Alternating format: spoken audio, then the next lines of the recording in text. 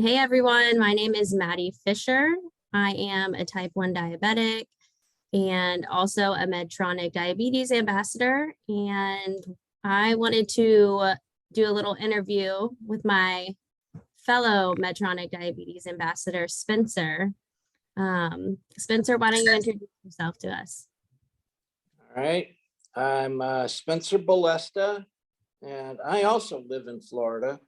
I've been a type 1 diabetic since 1973 and on the first mini med pump since 83. Long time. How long have you been living with diabetes? That would be right now in December to be 50 years. 50 years. You're the OG diabetic of the ambassador group too. The old guy, yeah. The old guy now, it means you're the original gangster. Oh, okay. Well, old guy too. So I wanted to bring you on and have a conversation about your life with diabetes. It's almost been 50 years, so you've seen a lot of things change. And I think you have a really interesting story to share. I know that I've talked to you a little bit, and just hearing how it all started and where it is now is just really interesting. So let's just start off by with your diagnosis story. Do you want to tell us a little bit about that? I was in the Coast Guard, and any normal 18, 19-year-old kid, skinny as a rail, suddenly I went from like 150 pounds down to 105. But I was out eating anybody. I could out drink, and I mean that by liquids, not liquor, anybody, and I was still losing weight. So and I would fall asleep on the subways in New York. I was stationed at Governor's Island. I would fall asleep on the subways because I was so tired. Getting up at night, going to the bathroom, drinking water, going to sleep, getting up all night long. Every hour on the hour type of thing. So I finally said, well, enough of this noise. Went to the dispensary there on Governor's Island. The doctor ran some tests and threw the question at me, is there diabetes in your family? And it was an easy answer for me. I said, I don't know. I'm adopted, so I don't know. I come to find out, when I did find my real family, I am the only diabetic. Brothers, sisters, cousins, aunts, uncles, grandparents, I'm the only one. So I kind of asked my mom, my natural mother, was the milkman diabetic? But anyway, so that's pretty much the diagnosis. Because I was 19 at the time, and there was really juvenile diabetes and adult diabetes, or adult onset. They said, well, you're an adult age, so we're gonna treat you with pills, and they tried that for a little while. And my blood sugar didn't even move out of like the 500 range. It was way up there, 500-600. So they said, well, you must be one of those weird people that as an adult you get juvenile diabetes, so we're going to treat you with insulin. And so that was my introduction to insulin as a treatment for my diabetes. It was NPH and regular at the beginning, and then slowly moved into multiple daily injections, because it really was better than the NPH. But back then, the insulin itself was the wonky part of being a diabetic. because it was made from beef and pork insulin. So a lot of side effects from that. A lot of people were dying from the side effects, but they were saying they were dying from diabetes. And once we got into humanland, a lot of people stopped dying. So, Yeah. And did you also, you took that insulin as well? yeah. Oh yeah. I had multiple daily injections for 10 years.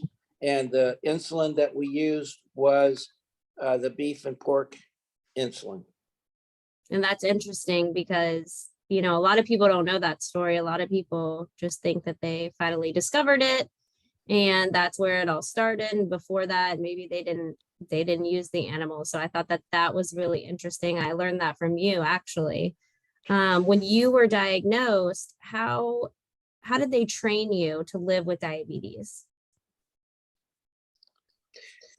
I was in the Coast Guard, man. They said they took me to the dispensary. They handed me an orange. They handed me a needle. The nurse on the other side said, "Stick this needle in that orange," and I did. And she said, "Now do this every day in your leg or your arms, and rotate it, and go back to work." And that So was your training. That was my training back then. Which is interesting because I've been diagnosed for 22 years. So that's a 27-year difference, between you and I. And I remember being diagnosed as well. And I was practicing on the orange. So 27 years later, we're still kind of doing the same thing. And I'm not really sure how they kind of train them now, but I guess because there is so much technology, they didn't really have to start out, or they don't have to start out necessarily with syringes all the time. So that's, well, they still have to know the feel, Yes. the feel of that. But now with the Neo Advance and stuff where you push that thing and it snaps in you, that you don't have to worry about the feel. All you have to worry about is whether you actually hit a nerve or not. Yeah. So also when you were first diagnosed or within that time period, maybe your first year or so, how were you checking your blood sugars? Did you guys have that was non-existent? It was non-existent back then.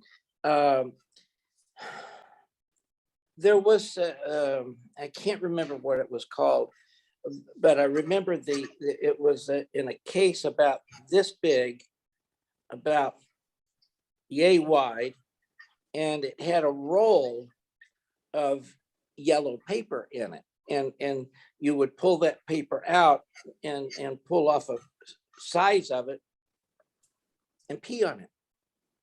And if it stayed yellow, then it was spilling sugar. That's what they were most concerned about at the time, spilling sugar out of your kidneys. And if it turned green, you were spilling a lot of sugar. If it stayed yellow, you weren't spilling sugar. But it really gave no indication of what truly was going on at that moment, because you could pee on that thing, have it turn dark green, and be having a low blood sugar because you could have eaten something, taken some insulin for that, brought your blood sugar down, and now you're low, but it's saying you're high. So it was very inaccurate. So you really had to go off how you felt. Yes. And then what you were eating, and you knew, hey, maybe that was too much insulin and now I'm low, and you can feel that. Yes, absolutely. You really had to rely on how you felt. Well, I remember when I would have and this was before the blood sugar checkers, the glucometers, they called them back then. I actually would dream that I was having a low blood sugar. It would wake me up and I'd go, I'm having a low blood sugar. And my first thing was I'd head right for the kitchen. Yep. I still have dreams sometimes. Luckily with the CGM, it catches it, but Before that, I would have dreams that I would be eating, or I would actually try to eat, or a bunch of food was in my dream, but I never actually got to eat it. And then I would wake up, but I never got to eat it. But then I would wake up.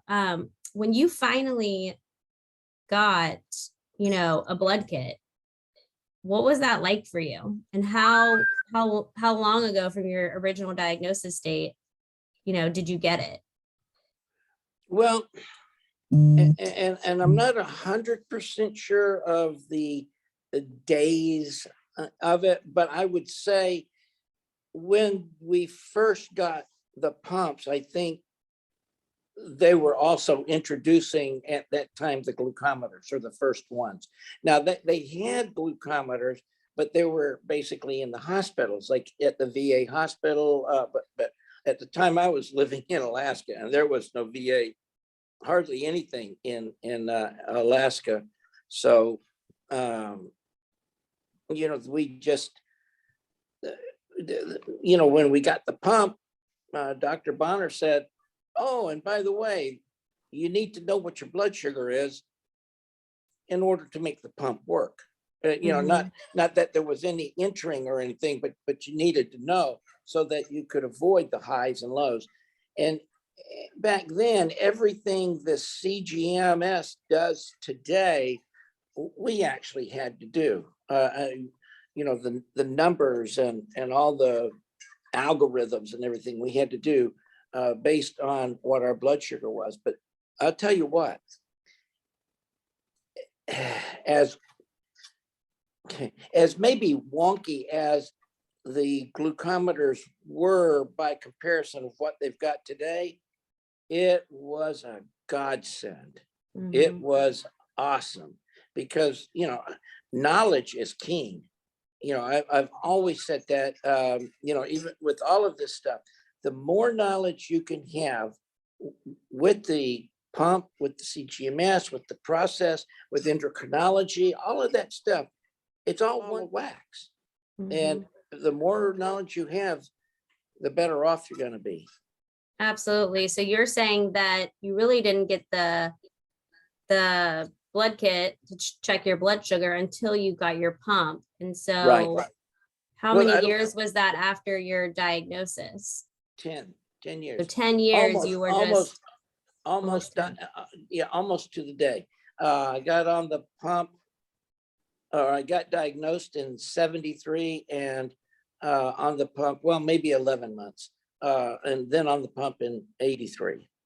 Yeah. So 10 years. It's almost 10 years of just guessing, Pretty and much just knowing how you feel.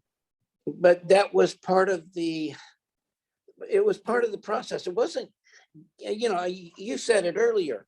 I could sort of mentally look inside myself and tell how I was feeling. And I would know if I needed more insulin. I would know if I had too much insulin. So you knew what you were feeling back then. I'm not sure that the kids today know what we went through to get us to this point, but I'll tell you what, we got us here. Absolutely. Absolutely. And you have such a big, your story is such a big part of that and everything that you've experienced. And that's, why I wanted to have this chat to educate people, but kind of just bring back the history of it, because you were a huge part of it. So I also want to know about the first insulin pump that you ever used. Tell us a little bit about how that worked. Well, back then, when your doctors, oh gosh, I have to go back just a little bit. She started talking to me about this new technology that was being bantered about. Oh man, you ought to see what's going on with this insulin pump. And I'm going, well, I don't know, So I kind of slowed it down just a little bit. But then, we talked more, and she gave me a lot of information, and we didn't have the internet back then. So when you wanted to have information, you really had to go to the library to go find it. But I found a lot of information, and it was like, wow, let's do this thing. So she, according to procedure, put me in the hospital, I want to say for a week.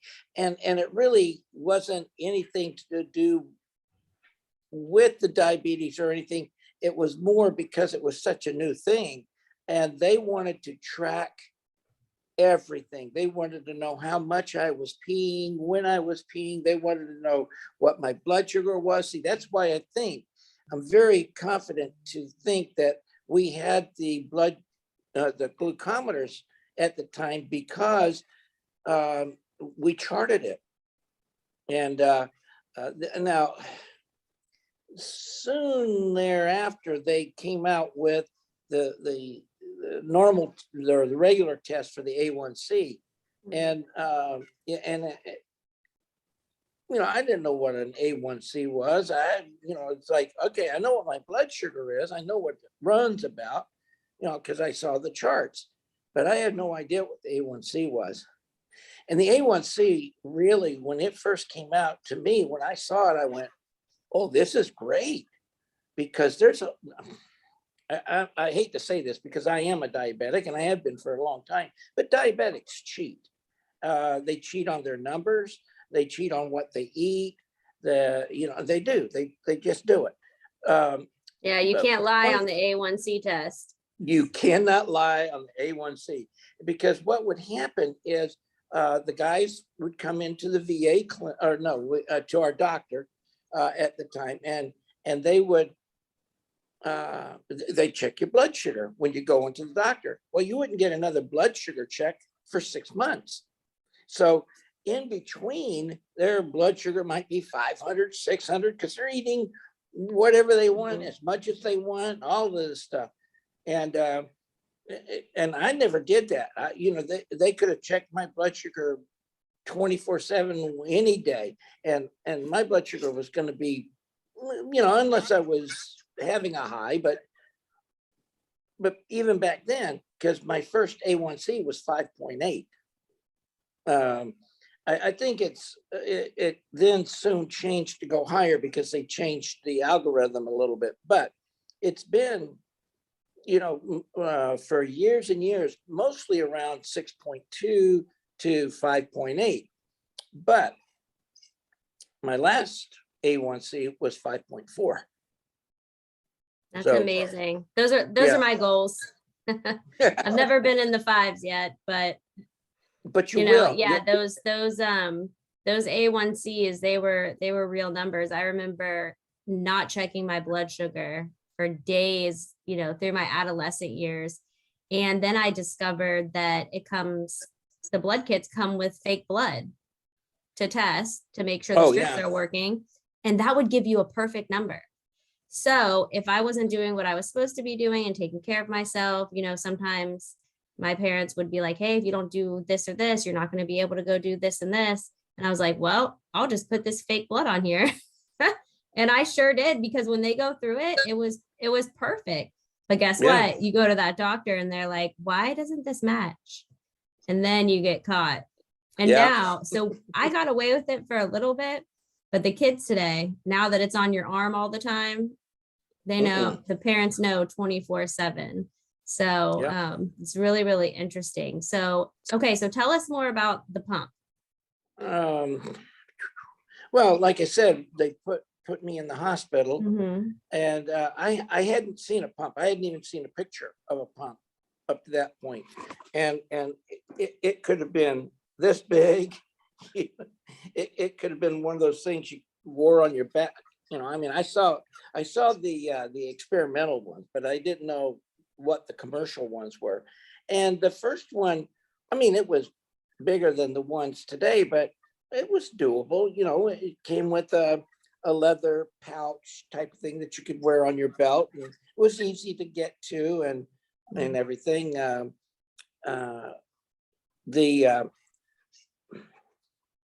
Other than by comparison, the numbers that were different, it's like you couldn't put in 2500ths of a unit back then. You can now, but you couldn't back then.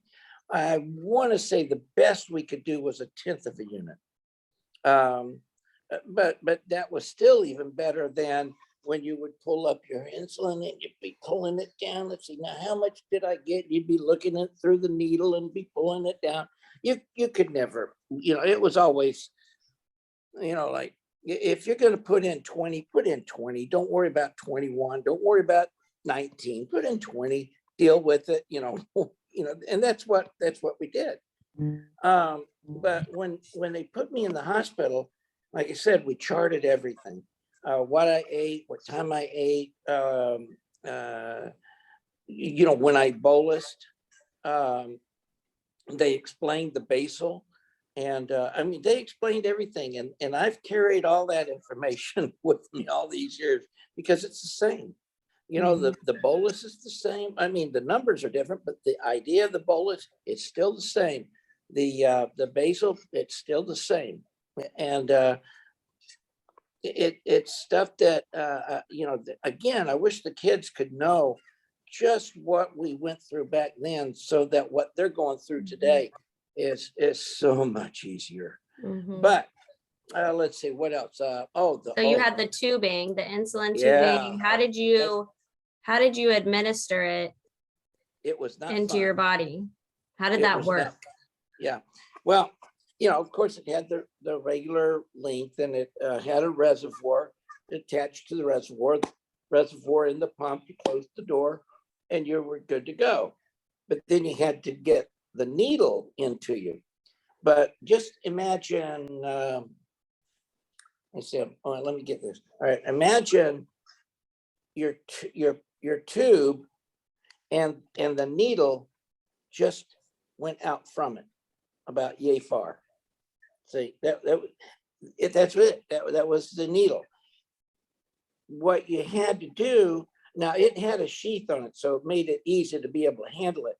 But you would grab hold of the back end of it, the tube end of the needle, and then you would bend it down. And one of the reasons you would bend it down was, and we found this out early, was if you just put the needle directly into your stomach, directly in, it was in like this at an angle. And because you still had to get it in, you don't stick it in perpendicular to your skin, you have to put it in. So they finally figured out, bend the needle just a little bit and then put it in, and it would go down into the sub-Q part of your stomach. And then you just taped it. You taped it down. We had no adhesion at the point of the needle. So what we would do is a few inches away from the needle, we would loop the tube sort of like that, tape it down so that when, let's say this was the body, if something tugged on the tubing, it would tug on it back here, not up here. So, and we had to learn that. Everything that we went through, everything that we went through, we had to experiment with, because there was no book on on a lot of this. This was brand new stuff. Yeah, that's wild. And the fact that you had to stay in there, for a whole week. Yeah.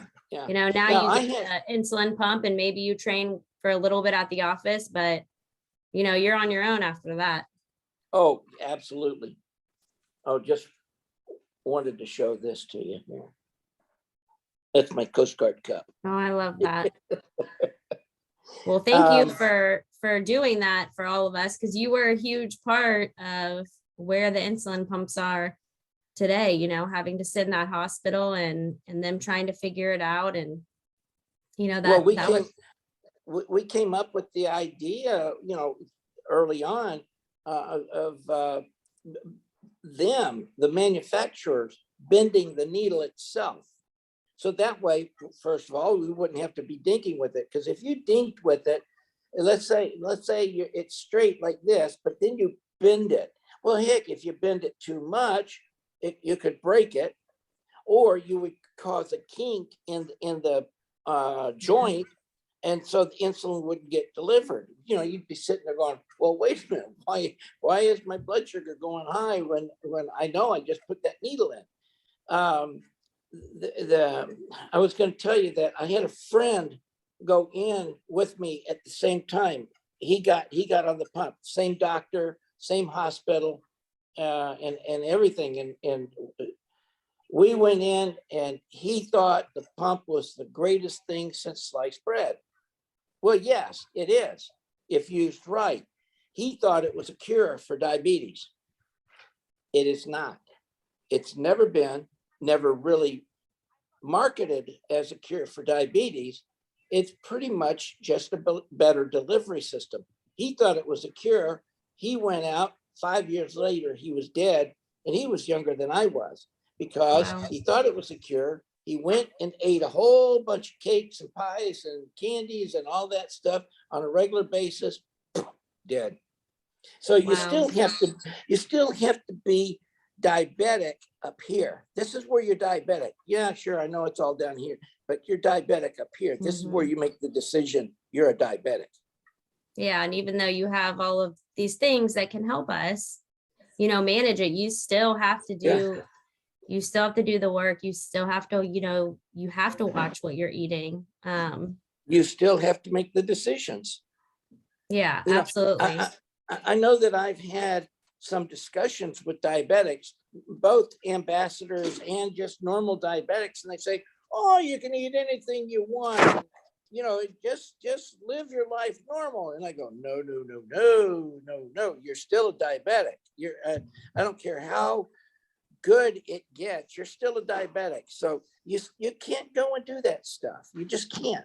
Yeah, when I was diagnosed, that's exactly what they told my parents. You know, she can pretty much eat whatever she wants as long as, you know, she gives herself, you know, a shot. And they said even her eating, you know, if she does eat a banana, that's the same as her eating a piece of cake. And it's like, now that I'm an adult and more information has came out, those two are not the same at all. You know, you have natural sugar from a fruit rather than a piece of cake. So even to this day, sugar is a huge problem and it's very addicting to people. But when there's donuts at work or cake, to me, I don't even want it. I rather have something salty, but like sweets, yeah, they don't do anything for me. I'm like, yeah, when I look at a donut, I'm like, that is a waste of food. That is a waste of insulin in a shot that I have to give myself. Like, yeah. I'm good on that. I look at, you know, and I have been doing this since I was 19 years old, because I even knew back then that, you know, you stay away from those carbs as much as you can. You can't stay away from bread. You can't stay away, you know, so you've got to just Balance. be wise. You've got to be wise. You stay away from that processed sugar, and you use it for one reason only. I've always, as long as, you know, I even had kids and everything, and they always knew, do not mess with dad's supply of candy wherever he's got it. Don't mess with it. It's needed in case I have a low blood sugar. And if I have a low blood sugar and you guys have eaten it, I'm in a rough way. Oh yeah, that's how it is with the juice boxes around here. If I only have one in my purse and the kids see me drinking it, I'm like, sorry, I can't share this with you. You know, I have to have it. So I totally get it. So the insulin pump that you used for the first time, what was the name of that? Well, it was created by Dr. Alfred Mann, who owned a company called Pace Setter. And he owned it, I want to say, from the late 60s. And then he sold it to Siemens. And I've seen conflicting dates, but I want to say either in the 80s or the 90s, somewhere in there. So Siemens now owns Pacesetter, but Pacesetter was really more of the pacemaker type of stuff. they used the same type of electronic technologies from the pacemakers for the pump, but of course the pump is not insertable. They can't do that yet. Still working on it. So then he sold MiniMed, which was the first pump that we used. It said MiniMed on it, which was the name of the company, but Pacesetter was also on the pump. And you and I've kind of talked back and forth about it, and it's like the earliest one we found was a 404, and like I said, when back when they introduced the pump that had a number on it, our thought was, well, what does it mean? Because there aren't 403 versions of this thing. You know, we didn't get the numbering when it first came out, but still, boy, the pump itself, again,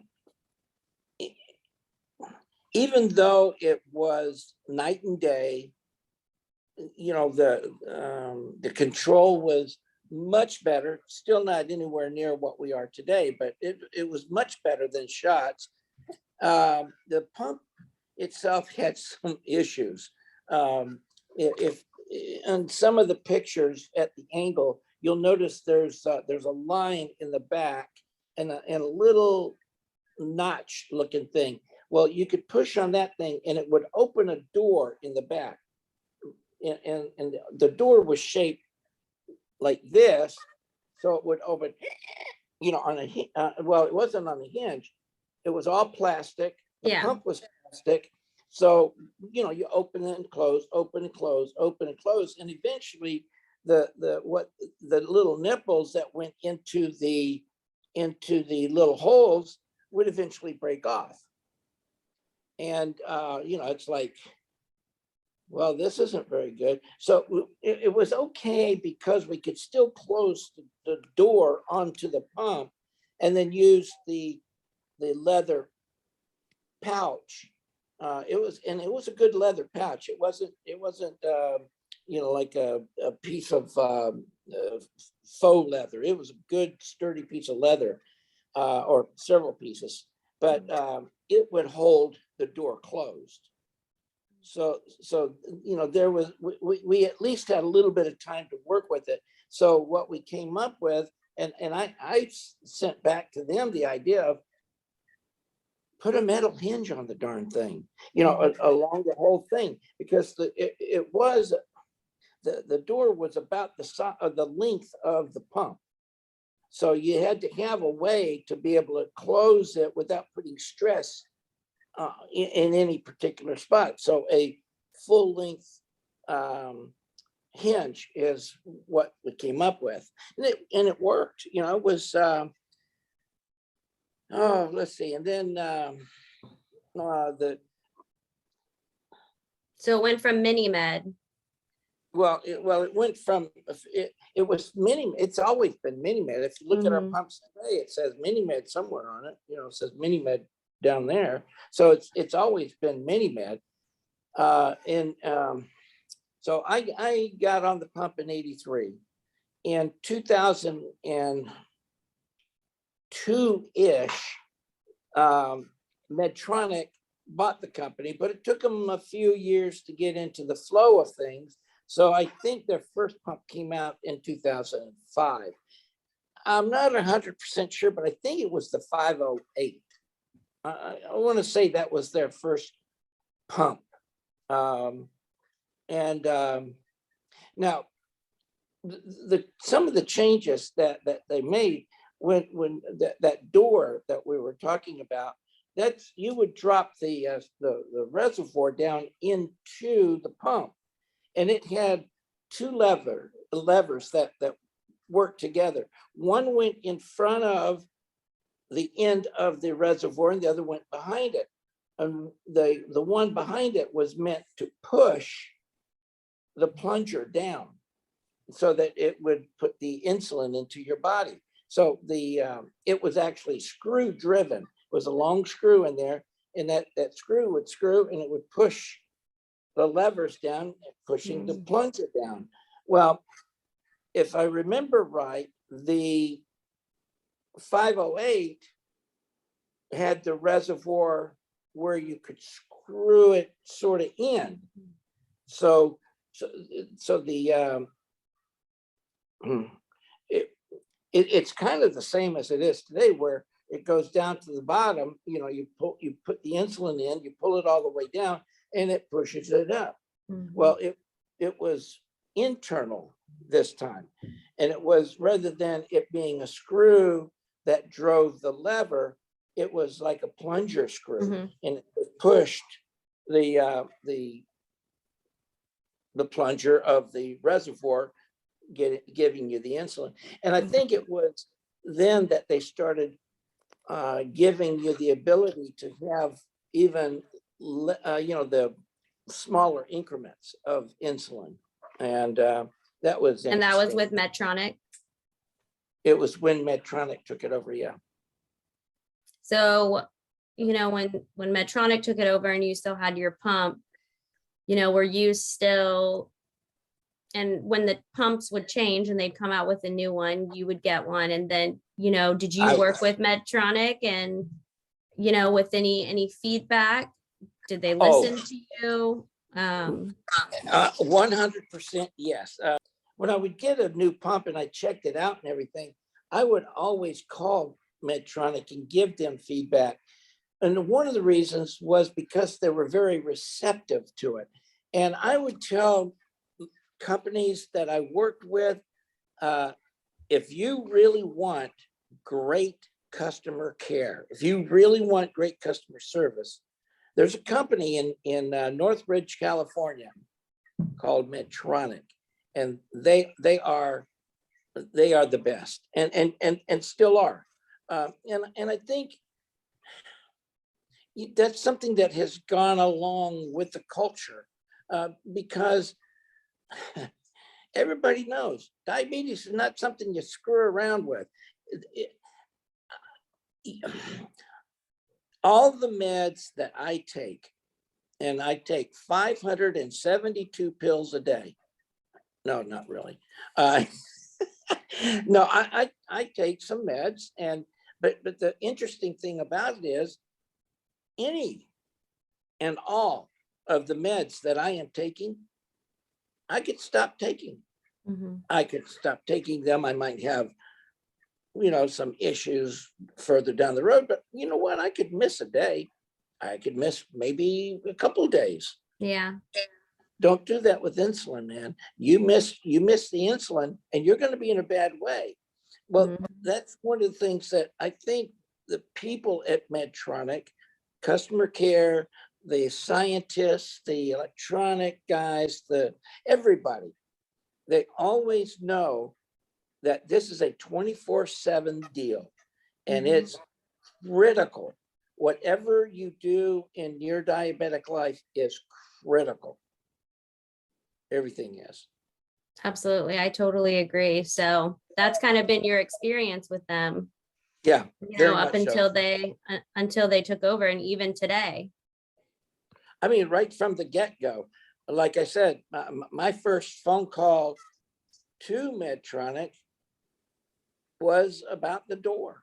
Like, hey, this thing, there's something wrong. And what they did, the first response was, I kept the pump. They sent me a door because they knew, hey, it was, just pop that thing back in there and it would work. And then all of a sudden it would not work.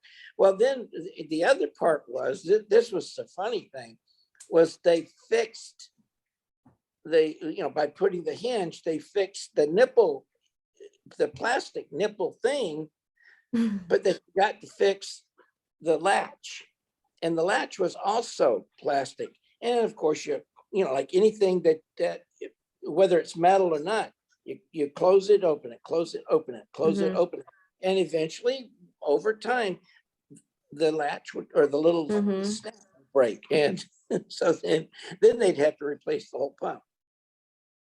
Wow. They couldn't just send you a door. Yeah, and that, I mean, that was my experience when I first called Medtronic to find out, about the N pen. I was just blown away by the customer service experience that I had. Yeah. And, I dealt with other diabetic supply companies for, 20 years before that. And, I would throw out like some diabetic slang words like rage bolus. And the girl who I talked to, she like knew Yeah. exactly what I was talking about. And I was like, do you have diabetes? And she's like, yeah, actually I do. Yeah. And I was like, Yeah. what? I've Yeah. never talked to anybody from a diabetic supply company that had diabetes, much less that I could understand. And, she gave me all of the information. And when I got off the phone with her, I was like, I need to be a part of this company somehow. Like, I loved it. And the more people that I talked to, Medtronic would have them try on CGM. So they were familiar with it, whether they had diabetes or not. They didn't have to if they didn't want to. But so that when you would call or I would call, they would know exactly what we were talking about and they had experienced that. And I just thought that was phenomenal. And that really meant a lot to me. Well, That somebody and knows that, what I'm going through and they actually care enough to have to kind of go through what we go through to really right. figure us out. And I was blown away by that. I was just gonna sort of relay that to you. Was I remember when the first pumps came out for Medtronic, for MiniMed, I mean, they actually had their people wearing the pumps, whether they were diabetic or not. Mm-hmm. Of Wow. course, if they weren't diabetic, they'd put water in the tubing, but they had them wear them.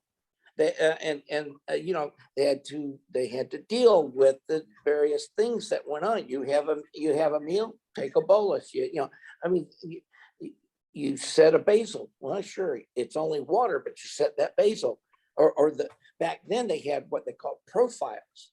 You could have a basal rate of 1 unit an hour, let's say on average, but heck, in the morning when you wake up, it might go up to 1.5. And so you change that profile so that when you woke up, whoop, it would give you 1.5 units an hour instead of 1. So, yeah, I mean, but the folks, they went through it with us.